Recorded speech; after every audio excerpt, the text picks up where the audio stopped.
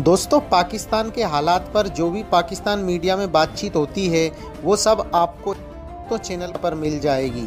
इसलिए दोस्तों, चैनल को सब्सक्राइब करके हमें सपोर्ट करिए और बने रहिए हमारे साथ में। फिर इंडिया इसमें एंट्री कर रहा है तो मैं इसको personally I find it very much, मैं जिसे कहना छक्का मारना, ये एक छक्का है जो कि Indian foreign minister, Indian government ने जारी बात है मारा छक्का। और इस छक्के की बड़ी वैल्यू है कि भाई हमें जो है वो ग्लोबली इंटरनेशनल कम्युनिटी अंडरस्टैंड करेगी, इंडिया के इन्फ्लुएंस को इंटरनेशनल कम्युनिटी अंडरस्टैंड करेगी कि इंडिया जो है वो दुनिया में अपनी सॉफ्ट पावर और के लिए अब मशहूर है। गवर्नमेंट ने एक ऐसी अपॉर्चुनिटी तलाश की है जो मैं समझता हूं कि दुनिया का हर मुल्क सोचेगा कि ये अपॉर्चुनिटी उनको मिलनी चाहिए।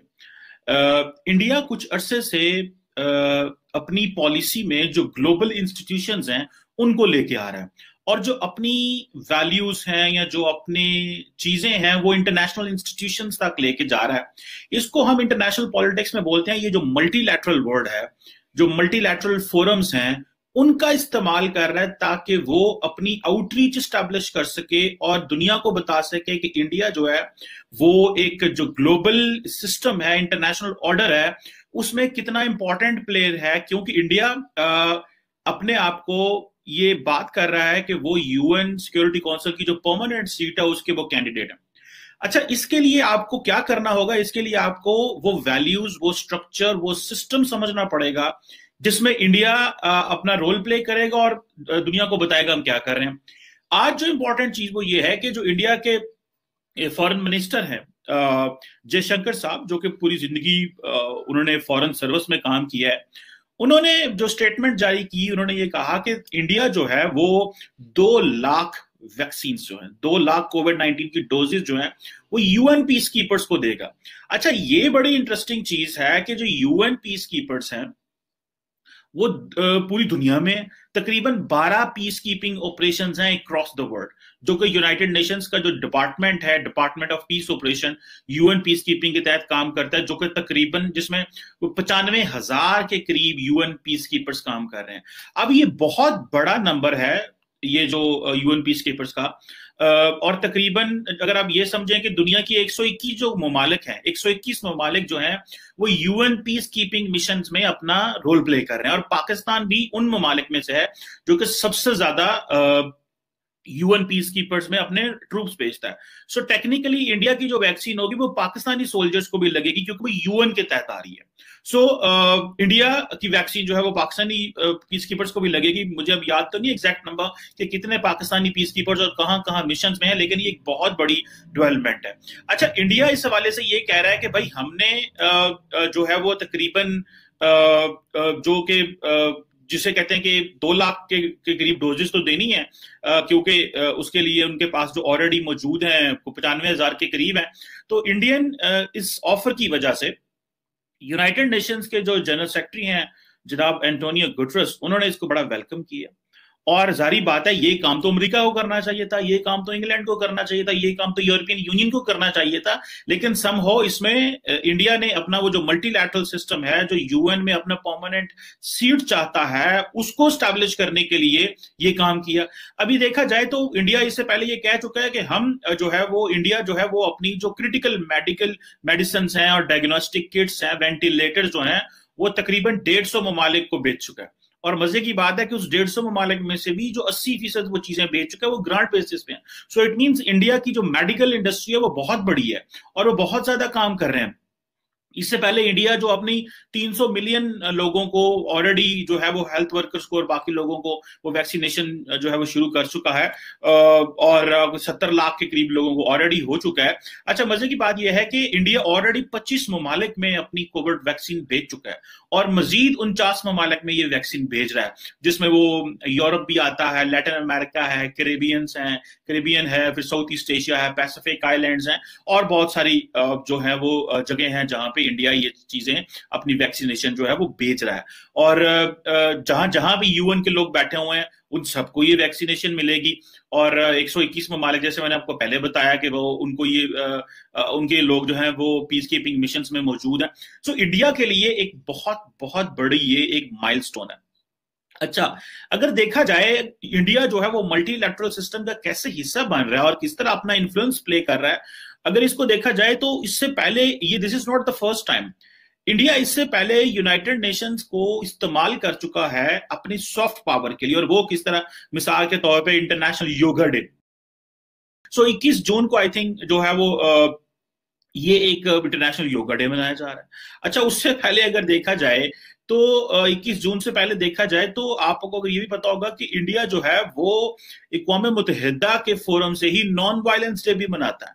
That is attributed to Mahatma Gandhi का जो एक है, उनका जो पर्सपेक्टिव था नॉन वायलेंस का, वो भी मनाता है।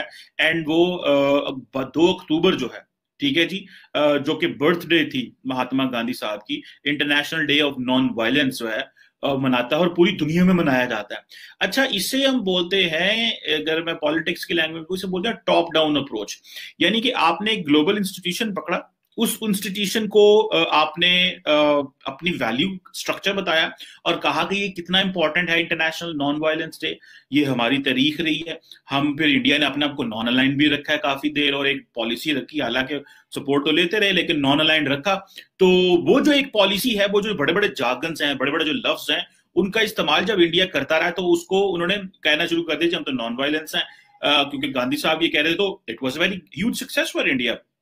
सेकंड जो चीज है, जैसे मैंने योगा का बताया, तीसरी ये जो यूएन पीस कीपर है, चौथी बॉलीवुड है, लेकिन मैं उसको भी इसको डिस्कस नहीं कर रहा क्योंकि सॉफ्ट पावर है। लेकिन ग्लोबल इंस्टीट्यूशंस का इस्तेमाल है, ये ग्लोबल इंस्टीट्यूशंस का इस्तेमाल है, मैं समझता हूं जिसकी जिसकी वजह से भारत को एक ग्लोबल आउटरीच मिलेगी, जिसकी वजह से भारत को एक ग्लोबल पर्सपेक्टिव मिलेगा।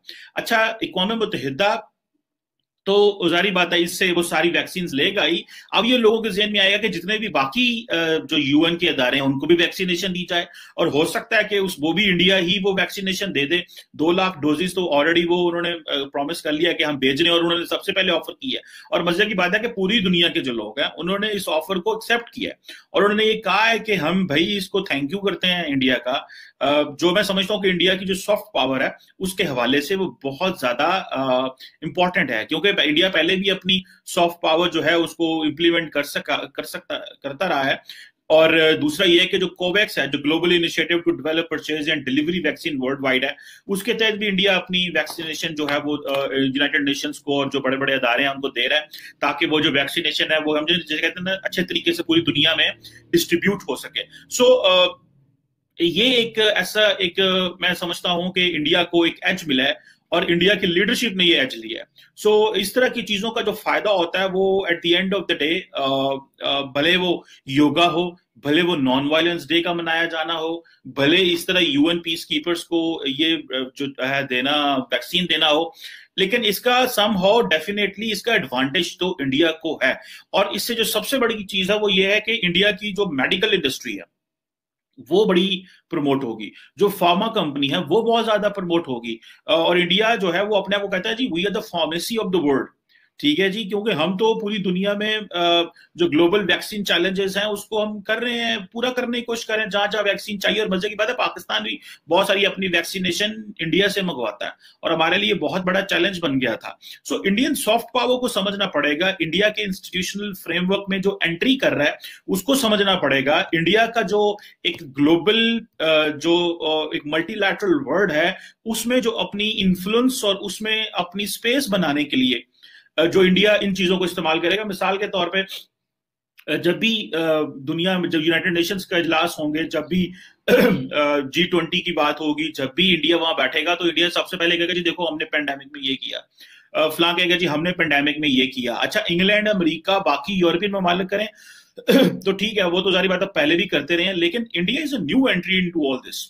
ये सारा 15 साल की बात है, ये पिछले 10 से 15 साल की बात है कि how India is getting into ये जो ग्लोबली एक इन्फ्लुएंशियल रोल प्ले करना शुरू कर देना।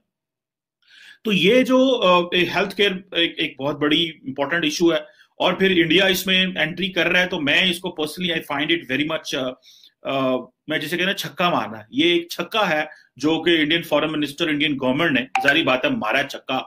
और इस छक्के की बड़ी वैल्यू है कि भाई हमें जो है वो ग्लोबली इंटरनेशनल कम्युनिटी अंडरस्टैंड करेगी, इंडिया के इन्फ्लुएंस को इंटरनेशनल कम्युनिटी अंडरस्टैंड करेगी कि इंडिया जो है वो दुनिया में अपनी सॉफ्ट पावर और के लिए अब मशहूर है। So this is something which I really believe is good for India, but the important thing is कि इंडिया की जो आंखें हैं वो अक़वाम मुत्तहिदा की परमानेंट सीट पे हैं।